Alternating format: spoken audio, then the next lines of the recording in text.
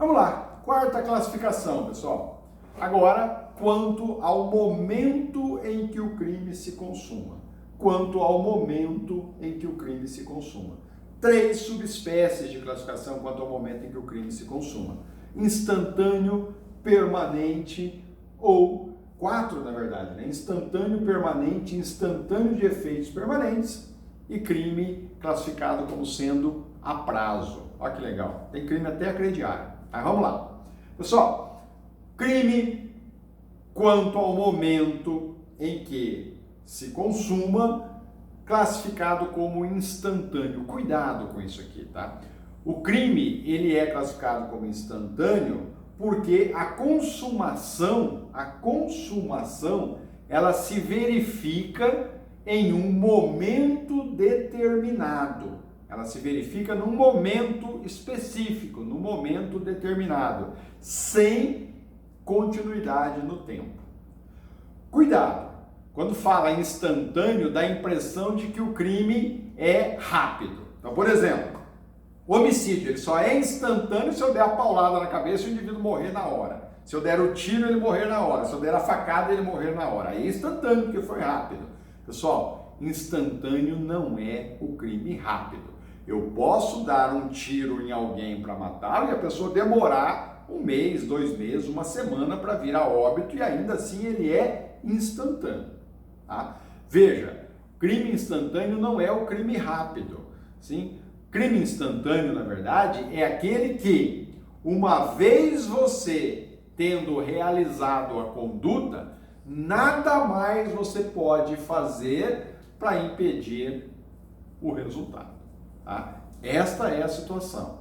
Uma vez realizada a conduta, você vai obter o resultado. Tá? E você não pode impedir essa ocorrência do resultado. Então imagine, eu vou lá e dou uma paulada na cabeça de alguém para lesioná-lo. E eu o lesiono. Uma vez lesionado, é possível eu ir lá e colocar a mão para volte no tempo, volta, cure-se imediatamente. Não, isso não é possível. Eu dou um tiro em alguém, aí a hora que eu efetuo o disparo, eu saio correndo, dou um tapa no projétil e desvio o projétil do alvo que eu pretendia atingir. É possível eu fazer isso? De forma alguma.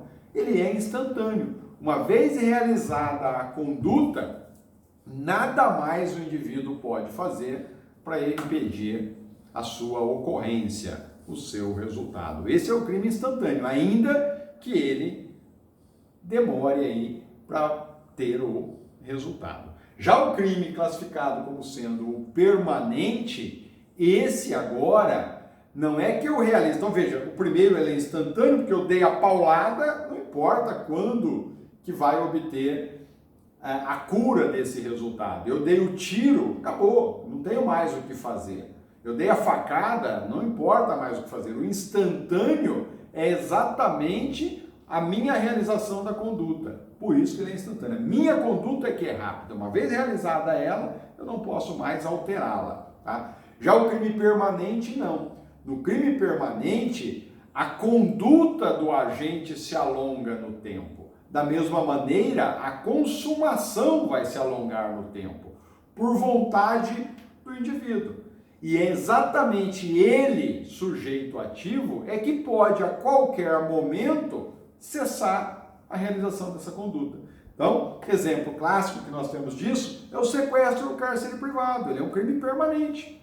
Tá? Eu inicio a conduta e eu continuo realizando conduta por horas, por dias, por semanas. Portanto, a minha conduta se alonga, prolonga no tempo. Tá? O ordenamento jurídico, ele passa a ser agredido reiteradamente, constantemente. A cada segundo, o ordenamento jurídico está sendo ofendido, está sendo agredido com a minha conduta. E é exatamente por causa disso que os crimes classificados como permanentes admite prisão em flagrante a qualquer momento. Então, o indivíduo realizou a conduta inicial hoje, e daí 1 semana ele ainda está realizando conduta. Ele sendo encontrado daqui 1 semana realizando conduta, ele pode ser preso em flagrante. Por isso, chamado aí de crime permanente, ou classificado como crime permanente.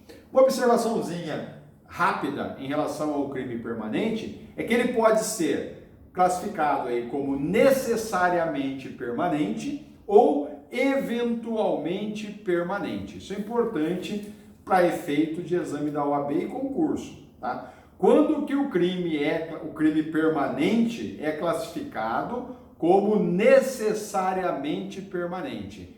Quando para consumação, pessoal, é imprescindível a manutenção da conduta ilícita por tempo juridicamente relevante. Aí ele é necessariamente permanente. O exemplo que eu acabei de mencionar para vocês, o sequestro, o cárcere privado, a extorsão mediante sequestro, são exemplos clássicos de crime permanente ou necessariamente permanente, porque essa conduta vai se alongar, é óbvio, por horas, por dias, por semanas, por meses, por isso necessariamente permanente. Já nós temos também classificação de crime permanente, só que agora ele é eventualmente permanente, tá? Agora, em regra, esses crimes seriam classificados como instantâneos, mas no caso concreto, a situação de ilicitude, de ilegalidade, pode ser prorrogada no tempo pela vontade do agente. Exemplo que eu cito para vocês, artigo 155 do Código Penal, parágrafo 3º. O 155 é crime instantâneo. Tá? Uma vez subtraído o objeto, está subtraído. Tá? O parágrafo 3º menciona lá o furto de energia elétrica. Então eu vou lá e faço uma gambiarra no relógio, né, que marca o consumo de energia, boto um prego lá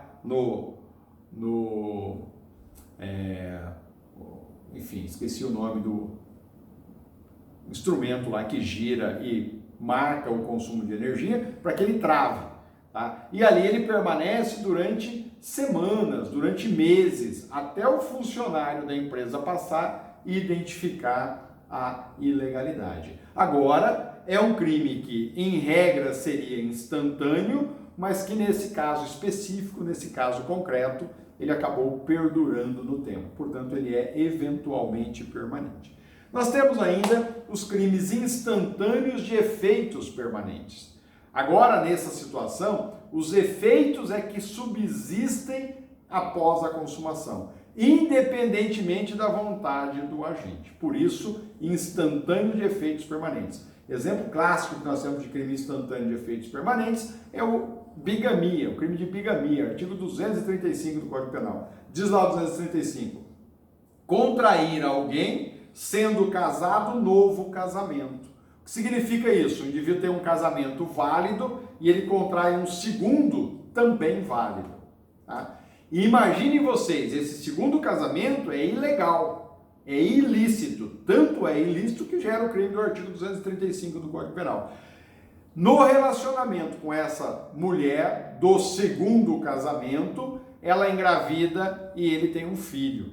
Posteriormente descobre-se a situação, esse segundo casamento não existe legalmente, porém o filho continua sendo filho. Então veja, o segundo casamento é instantâneo e o nascimento do filho deste segundo casamento permanece. Portanto, não é porque o segundo casamento é ilegal, deixou de existir, que o filho não é mais filho. Tá? Ele continua sendo filho da mesma forma. Agora nós temos os crimes instantâneos de efeitos permanentes, ou seja, os filhos, o filho, que são os efeitos deste crime instantâneo, eles continuam a persistir, a existir mesmo após a consumação, independentemente da vontade do agente. E para finalizar esse item, os crimes classificados como sendo a prazo.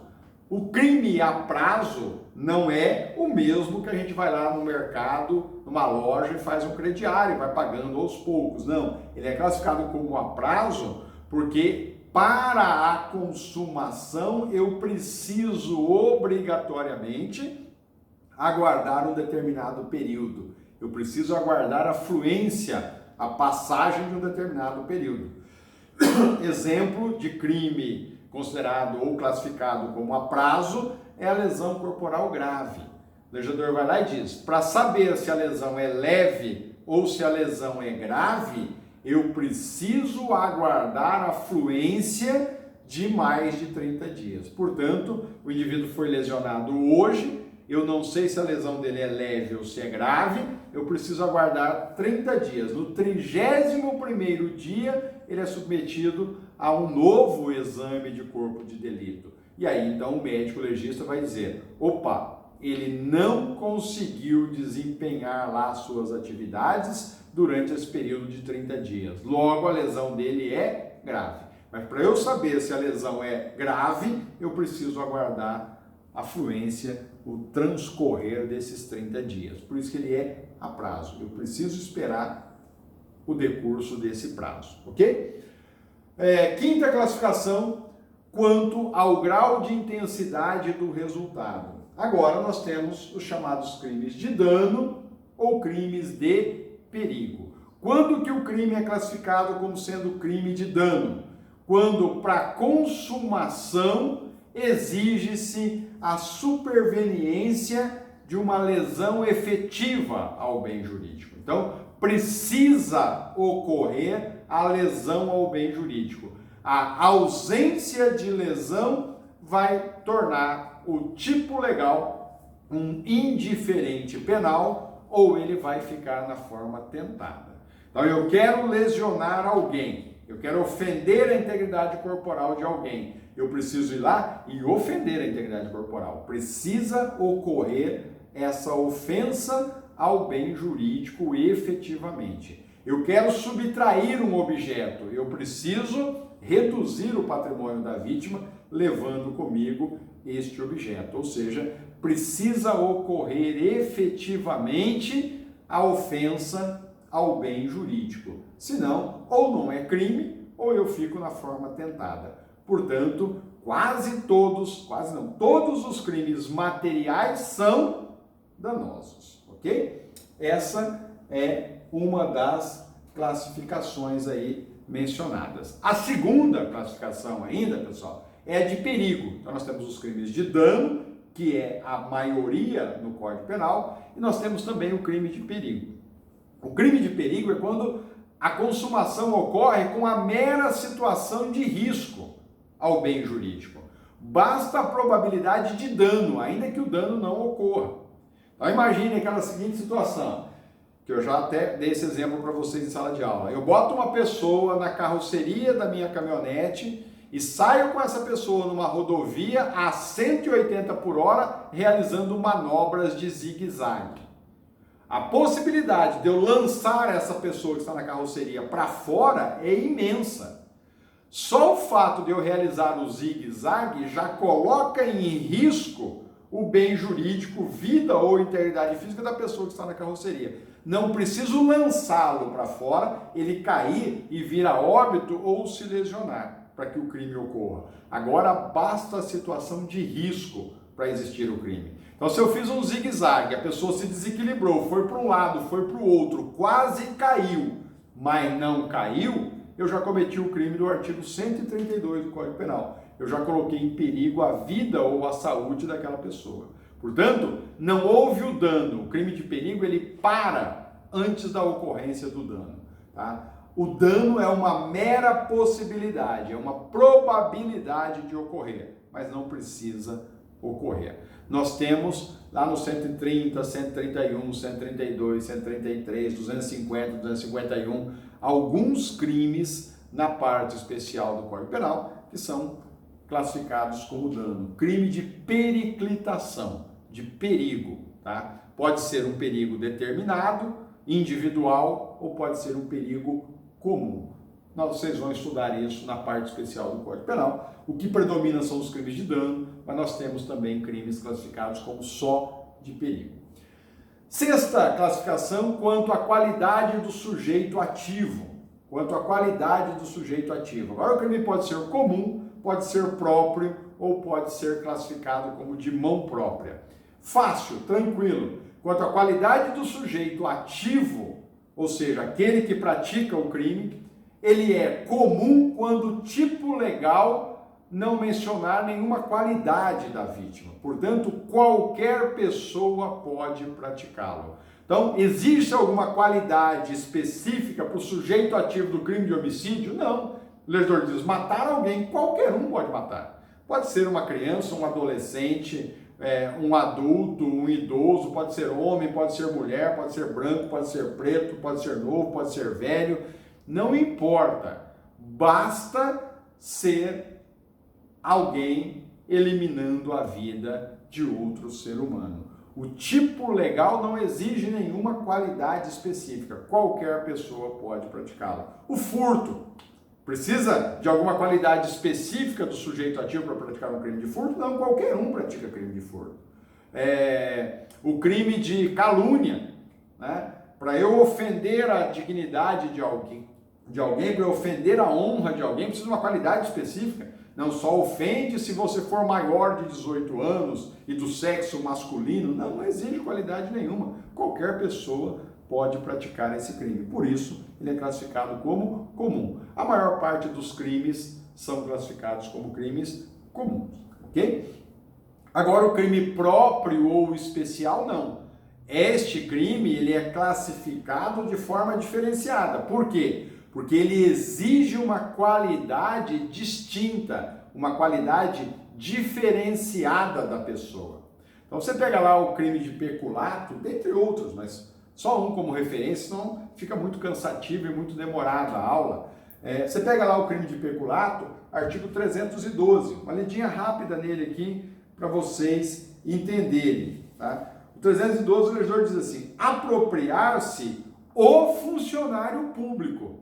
Ele está dizendo agora que o sujeito ativo no 312 precisa ser funcionário público. Se você não for funcionário público, você não pode ou você não consegue praticar o crime do artigo 312. Agora, é um tipo legal específico para os servidores públicos. Agora, ele exige uma qualidade especial, uma qualidade diferenciada do sujeito ativo. Ao contrário do comum, que não exige qualidade alguma.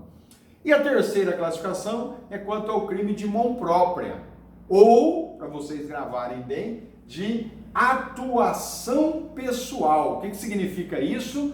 Somente aquela pessoa indicada expressamente no tipo legal é que pode ser sujeito ativo do crime. Então, você pega o artigo 124, define o crime de autoaborto. Vamos de novo dar uma lidinha rápida nele. 124 diz assim, provocar aborto em si mesma. Portanto, ele está dizendo, só quem pode praticar o crime do artigo 134 do Código Penal 124 do Código Penal é a gestante. Tá? Ninguém mais. Aí você vai falar assim, professor, mas aqui no 124 estou lendo, praticar aborto em si mesma ou consentir que outrem lhe o provoque. Só quem pode consentir de novo é a gestante. Não pode um terceiro consentir por ela. Ou ela realiza as manobras abortivas nela mesma, ou ela própria autoriza um terceiro. Mas não pode um terceiro autorizar por ela. Não pode um terceiro realizar a manobra abortiva nela. Porque aí o crime é ou do 125 ou do 126 do Código Penal. Agora, o autoaborto, só quem pode praticá-lo é a gestante. Portanto, é um crime de mão própria, de atuação pessoal. Outro exemplo é o falso testemunho, artigo 342. Posso eu, intimado a comparecer numa audiência, pedir para o meu amigo ir lá e faltar com a verdade no meu lugar? É óbvio que não. Só eu é que posso ir lá e mentir, faltar com a verdade. Portanto, são crimes de atuação pessoal. Só aquela pessoa, só o sujeito ativo daquele crime é que pode praticá-lo. Ninguém mais pode fazer por ele. Sétima classificação quanto ao número de agentes envolvidos. Agora começa a ficar um pouquinho mais complicado. Unissubjetivo ou unilateral plurissubjetivo ou plurilateral. O mais comum é unissubjetivo, plurissubjetivo. Pessoal, falou em unissubjetivo, plurissubjetivo, estou relacionando a classificação quanto ao número de pessoas, quanto ao número de agentes. Daqui a pouquinho nós vamos verificar a classificação unissubsistente, plurissubsistente. E aí é que começa a confusão. Meio facinho de gravar. Ó, subjetivo. Memorizem, G de gente. Se bem que aqui é J, gente é com G, mas a pronúncia, né, ela é idêntica. Então, ó, memorizem, subjetivo, plurissubjetivo, G de gente, gente, agentes, agentes, pessoas. Então, quanto ao número de agentes, quanto ao número de pessoas, ele é unissubjetivo ou plurissubjetivo. Quando que ele é unissubjetivo? Quando o tipo legal permite que uma única pessoa pratique. Nada impede de duas ou mais praticá-lo, mas uma sozinha consegue fazê-lo tranquilamente. Então, quantas pessoas torna-se necessária para praticar o crime de homicídio? Uma só. Eu sozinho consigo matar uma outra pessoa? Eu sozinho consigo matar várias outras pessoas. O legislador diz matar alguém, ele não mencionou quantidade mínima de pessoas.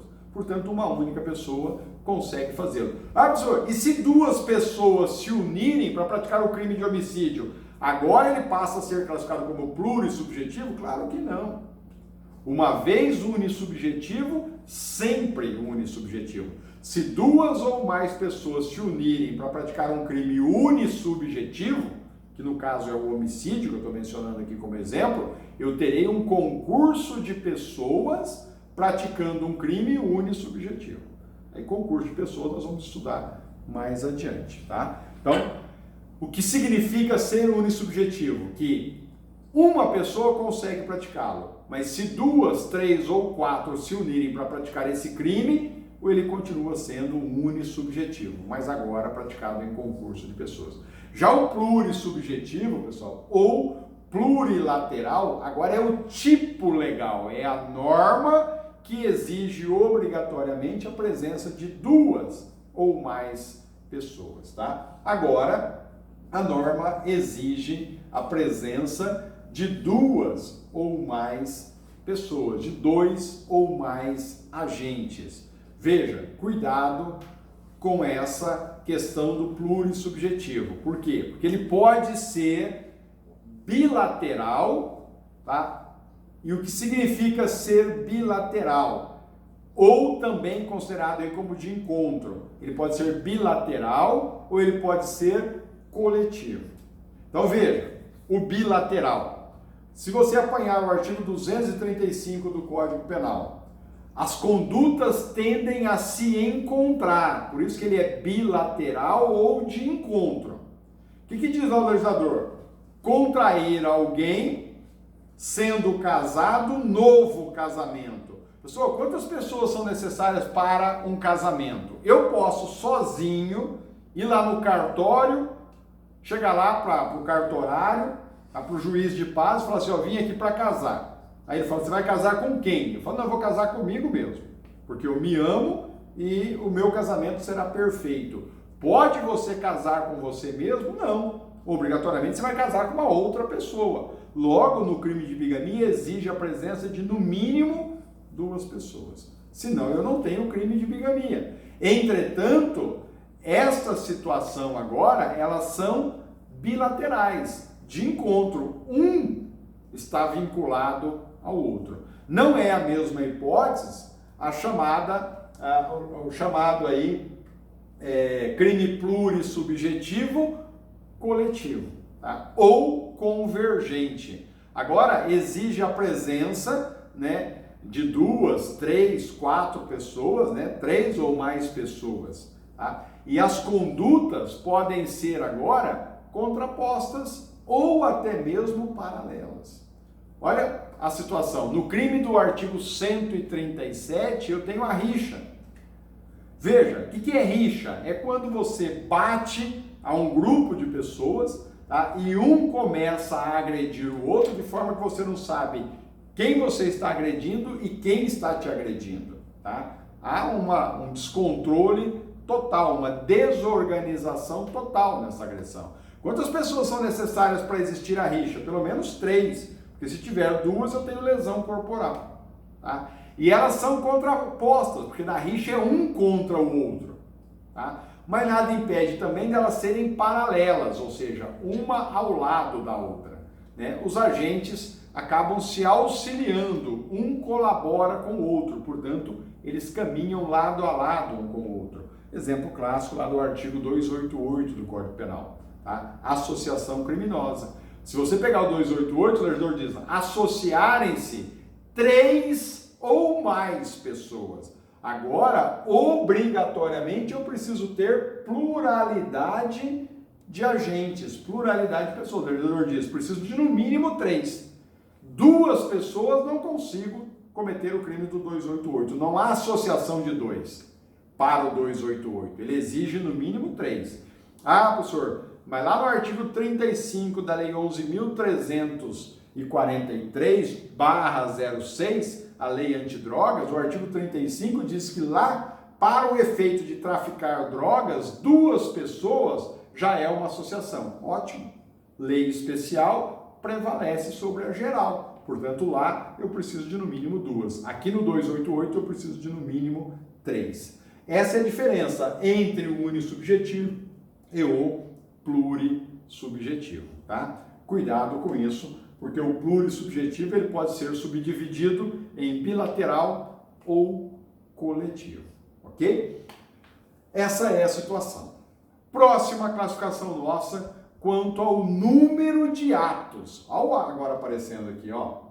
Veja, quanto ao número de agentes, ele é unissubjetivo ou plurissubjetivo. Agora, a 8ª classificação não é quanto à quantidade de pessoas, e sim em relação à quantidade de atos executórios. Veja, eu posso ter uma única conduta e dentro dessa conduta vários atos. Agora, posso praticar o crime com um único ato, portanto, esse crime é classificado como unissubsistente, ou com vários atos, plurissubsistente. Agora a questão está relacionada a atos e não a quantidade de pessoas, tá? O unissubsistente é quando eu consigo executar o crime, eu consigo consumar o crime com um único ato de execução. Ele se dá, os crimes unissubsistentes, nos chamados delitos praticados verbalmente. Ou seja, você pega lá o crime, por exemplo, contra a honra, a calúnia, a injúria e a difamação, são crimes praticados ou que podem ser praticados verbalmente. Então veja, eu quero praticar um crime de injúria, ofender a dignidade ou decoro de alguém. Eu viro para a pessoa e viro e falo assim, você é uma biscate.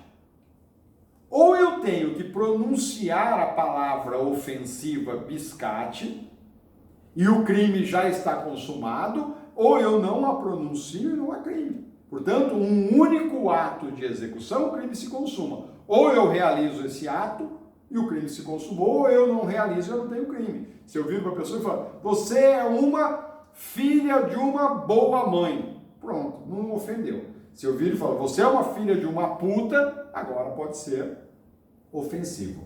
Único ato de execução. A mesma situação para o crime de ameaça. Tá? Eu preciso botar medo em alguém, eu preciso intimidar alguém. Eu realizo palavras, comportamento de forma a intimidá-lo. Se você passar de novo em frente ao meu filho, você é uma pessoa morta.